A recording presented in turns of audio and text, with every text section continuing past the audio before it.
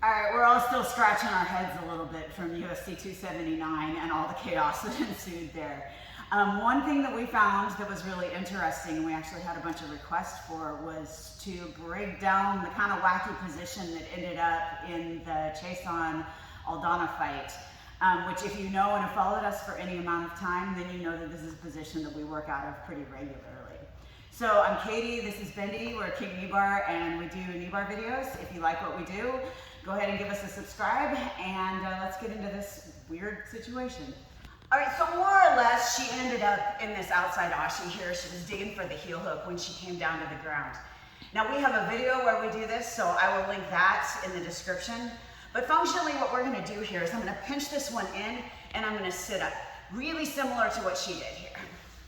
Now she was nice and low. If I was gonna do this, I would turn and have my angle here because this is gonna make it really easy for me to switch my position and grab my Bendy control. Now once I've got my Bendy control, I can pull my knee in, put my Bendy lock on, and finish my Kneebar. And as always, if that doesn't work, I'm back on top. So now let's talk a little bit about what actually happened in this fight. I don't think that this is probably a position very many people work regularly, but she found it, which was really kind of cool. So what she did was she came up, this arm nice and tight, but she was more at a perpendicular angle here. And so she's still kind of digging for this heel hook, but she's low on the hips, and that's what allowed Chiasson to sit up and start grabbing here. So something that was really interesting that I noticed was two observations. One that Joe Rogan made was that she had to keep control of this leg to keep Chiasson off her back, and that is definitely the truth. And Cormier commented that she should be moving higher up her chest, which is also absolutely the truth. So those were really great observations made in commentary there that I just wanted to point out.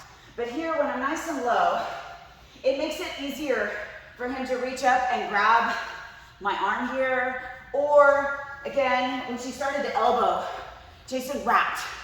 And whenever this happens, I always look at this as a beautiful gift for a KIMURA. So see how the elbow is exposed here? What I'm gonna do is I'm gonna scoot this one up underneath, and I'm gonna pinch right on the gloves here. Now I'm gonna push this down, and I'm gonna bring my thumbs out. Now I'm gonna pin this one to the mat because I've got really good balance here. I do need to be mindful of the lockdown in this position, so I'm gonna keep my heel nice and close to his butt. Now I'm gonna take one of those big down the mat kind of shrimps to free my knee, and I'm gonna scoot my butt back over here onto the mat. He really can't get up at this point, and I'm gonna free my leg out here. Now I'm gonna pin this to the mat and put all my weight on it. Even if he blocks, I'm still gonna walk around, drop, and get my KIMURA finished. And the nice thing about this is that I've got a really good handle here on the gloves. So this is very likely. And once again, if this doesn't work, I can go to work on the body.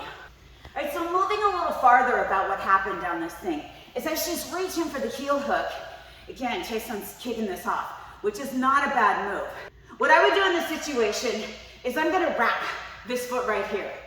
And then I'm gonna scoot my hips up higher, just like Cormier said, and I'm gonna look for this toe hold grip. I'm not gonna be able to finish the toe hold here. So what I wanna do is I kinda wanna fall over to the side, scooting my hips back, and I'm gonna get a triangle here with my legs. Now, this is made very famous by Gary Tonin. We actually call this the Gary Tonin toe hold.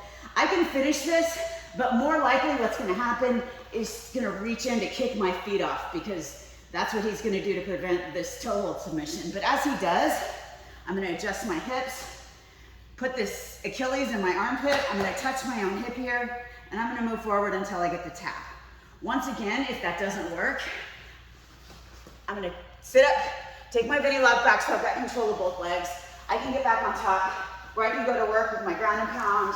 I can stand up, start working the body, working the head, and looking to pass. Unfortunately, she wasn't able to execute any leg locks or any submissions in that and ended up probably losing that round. But we really wanted to point out that the position is not silly as it looks. It's actually a really great position with a lot of options. And if you're interested in seeing more of those videos, we have a whole playlist based on our ashi series. So we hope you enjoyed this video. It's a little variation from what we usually do, but we thought it was a great opportunity to share what our system can look like in real life.